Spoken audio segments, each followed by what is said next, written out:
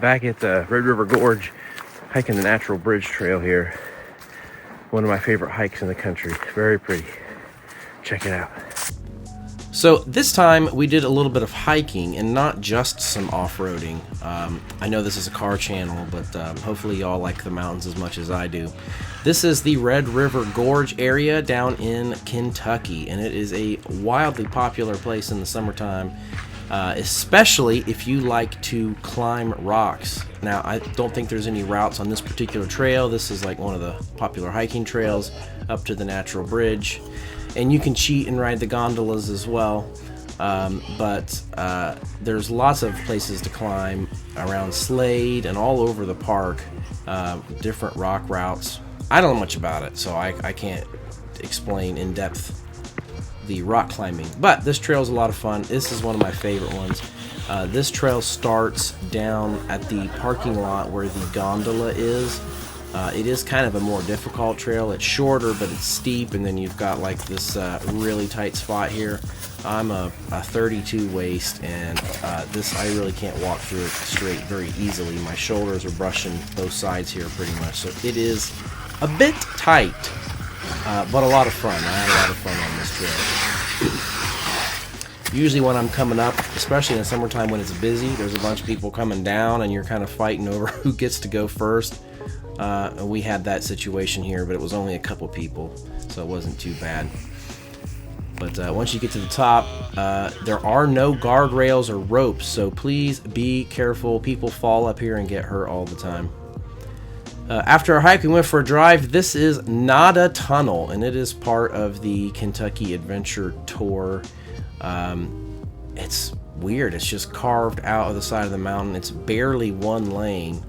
I'm driving a Frontier, which isn't the widest vehicle in the world, and it's tight in there, but it is fun to see.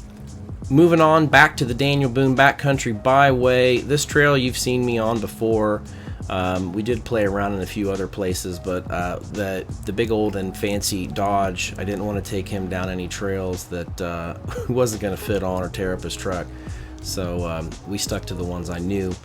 So if you've seen them before, apologies, but we were predominantly on Lairson Road and Fixer Road. Fixer Road runs into Lairson Road, which runs down into Bald Rock Campground Road.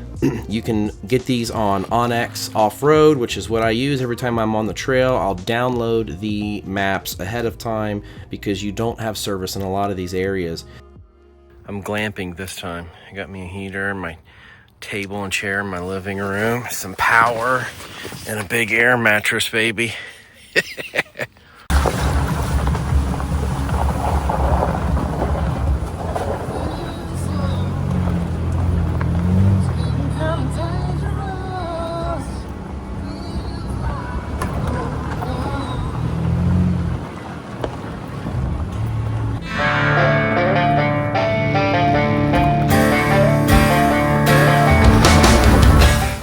The nice thing about these trails here, they all have pretty hard bottoms. Even though we're driving through what looks to be a lot of mud holes, it's all rock underneath.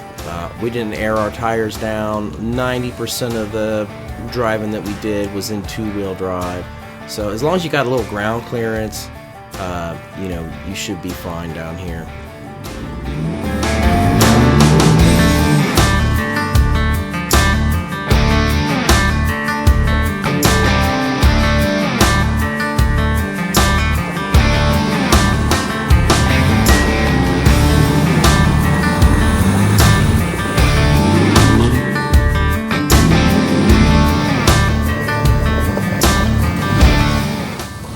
I believe this is part of Lairson Road, which kind of runs along this creek. This part does have some big rocks or something underneath, so if you got a lower clearance car, I'd watch that bit when you're pulling in.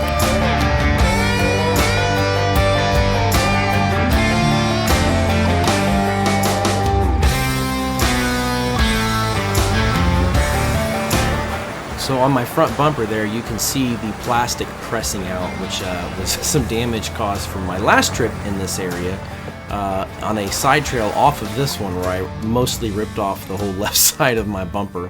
It's been zip tied on ever since that trail repair. but this did break the other zip ties, so it is definitely time for the old Frontier to have a high clearance front bumper. So open to suggestions for any of you out there who have a Frontier with a nice front bumper. It's on my list of things to do, along with some skid plates and some Old Man Emu springs that are a little bit taller.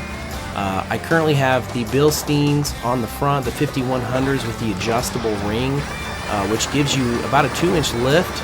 Unfortunately, what it does do is kind of preloads the springs, so you're getting less movement and a little bit stiffer ride. The height will be the same with the Old Man Emu springs. It'll just be a little bit better off-road, a little more compliant on the bumpy roads. So I'll make a video of that whenever I do get those installed.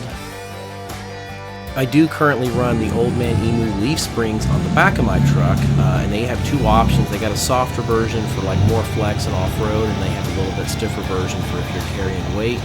And since usually when I'm doing this, I am loaded down with all my camping gear, so I went with a little bit heavier dutier ones, and I really liked them. They've done a really good job.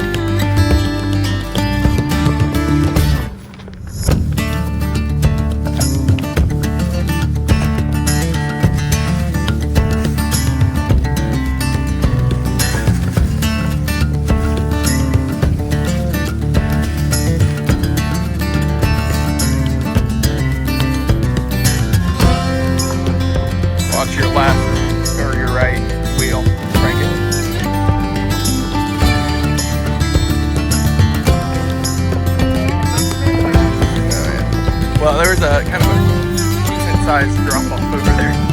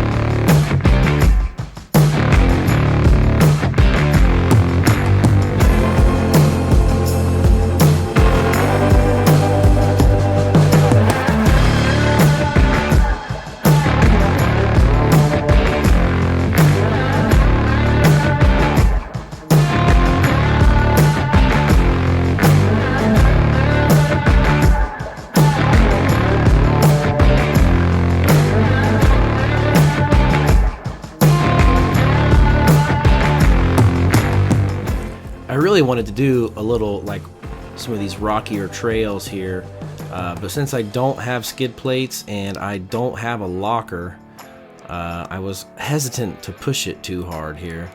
It would have been easy enough to get up if I had lockers, but one of these days, lockers going in the back end of this baby.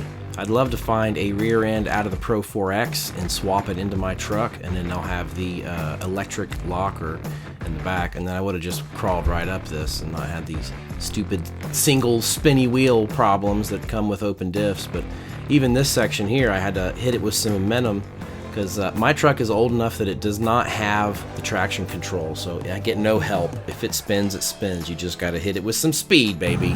Anyway, thanks for joining. Please like and subscribe if you've made it this far and enjoy the content. We'll see you next time. Kentucky Petrolhead, over and out.